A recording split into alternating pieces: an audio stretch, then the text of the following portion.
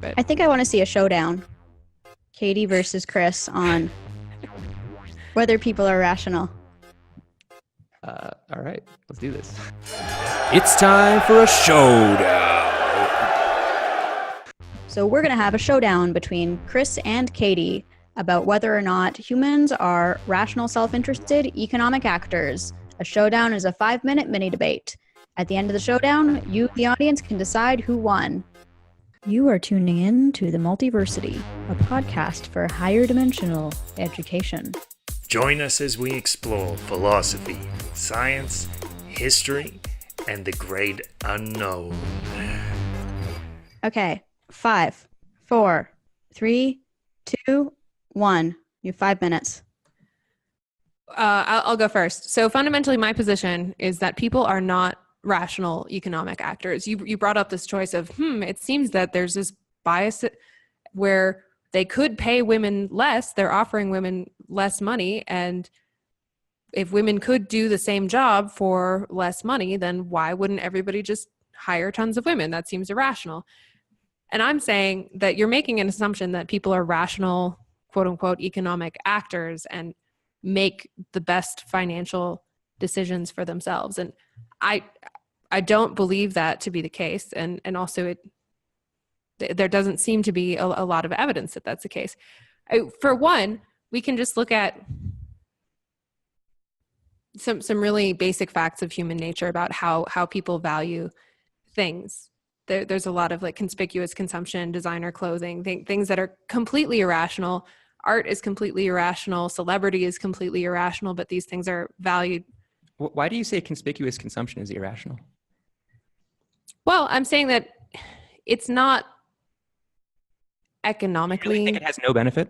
No, I think it has benefit. I think it has benefit, but I think that if you were to analyze it in a pure numbers way, like why would you buy a purse of equal quality where one is $5,000 and the other is $2,000 just for a name? That seems irrational in the same sense that hiring a man over hiring a woman is irrational when you could pay the woman less.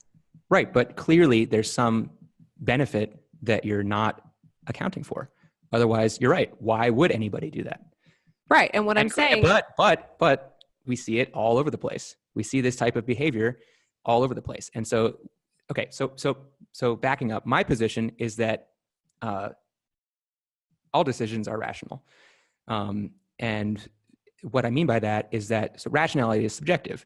You can look at somebody and say, oh, that person's acting irrational. But you don't know what that person's goals are. You don't know what that person is trying to achieve. And so how can you say that their behavior is irrational? It might look irrational because you think that they're trying to achieve some goal that they're not trying to achieve. And I would assert that, or in my experience, every time I've tried to understand somebody's motivations, I've been able to understand why they took the actions that they took, even though initially I thought that their actions appeared irrational. Well, so being able to understand somebody's motivations doesn't mean that so in the case case irrational. Say that again? The fact that you're able to understand somebody's motivations doesn't mean that the motivations are rational or logical.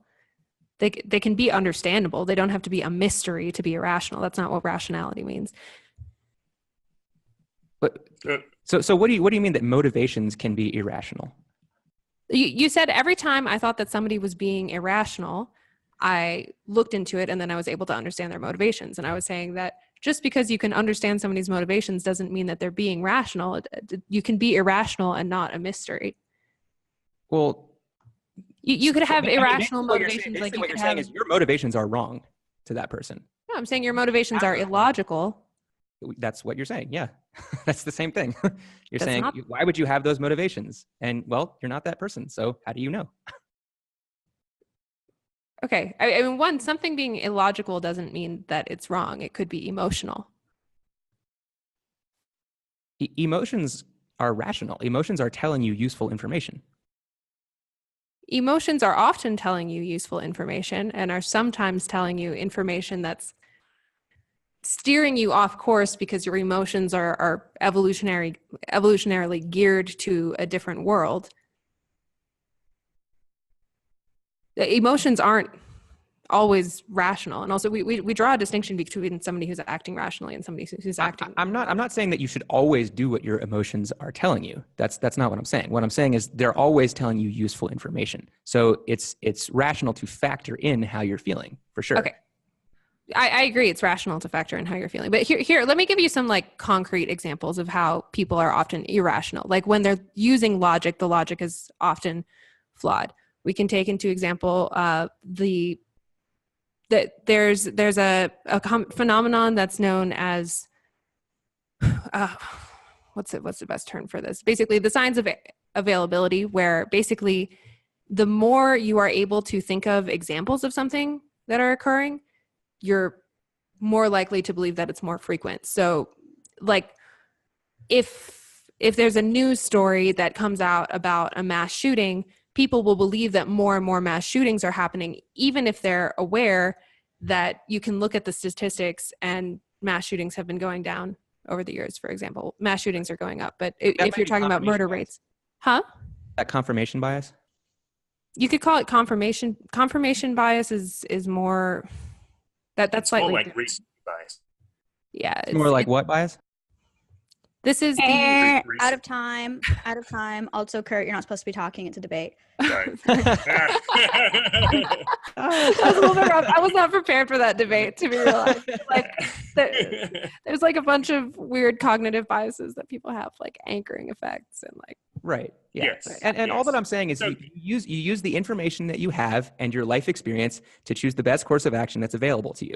You know, maybe on retrospect, that wasn't helping you achieve your goals. But every time people make a decision, it's because they think that's the best decision. So in that sense, all decisions are rational. Well, no, because That's a really dumb sense to say that's what rationality is, though. I mean, you just because invoked otherwise you have to- confirmation bias. Confirmation bias is an example of people acting irrationally. I think you've created a definition of rationality sense. that encompasses all decisions where people think they're making the right decision at the time. Well, because And that's not a the useful highest, definition That's the of highest standard of rationality that there is.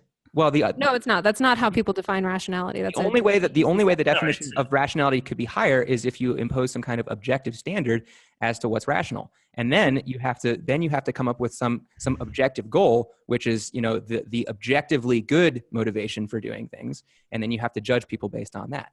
But Rationality isn't identical with objective good. Rationality just means that there's a clear chain of reasoning. Yeah.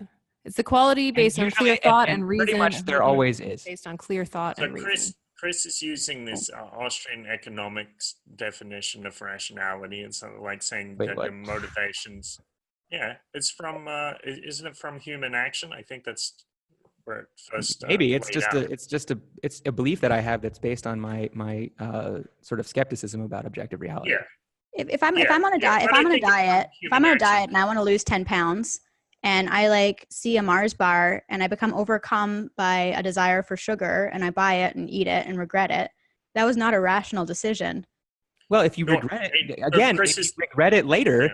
then you can say, "Oh, that was an irrational decision." But in the Yeah, moment, exactly. Okay, so you you're acknowledge going, that my irrational economic decisions my benefit happen. from this is going to be worth the cost. Okay, and that's what I mean. You're sitting here feeling. You don't make Yes. decisions based on logic and rationality. You're taking into how you feel, taking into account how you feel about everything, and you're going. And when you make that decision, you're going.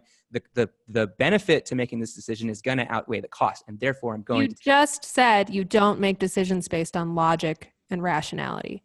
That's the debate. You just agreed with me. So I think we're done. Right?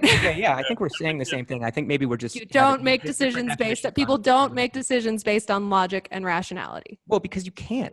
That's there's no right, such right. thing So as that's making what a that's what it Yeah. means. There's no to such be thing as making a rational decision on or logic and irrational. rationality. Yes, there's no. People That is are not always chimera. rational. That is a chimera. That is something that does not exist. There is no such thing as making a decision logically and rationally. Okay, emotions always are taken into account. Always. But you just said emotions are often rational. Look, Emotions are always rational. Emotions are always giving you useful This information. there's the part of me that ultimately decides, right? Like there's the emotions I'm having, there's the base desires, there's this rational decision making process, there's maybe a rationalization process, which is making excuses for the base desires, and they're all Right. happening inside. Right. And ultimately there is a part that is deciding.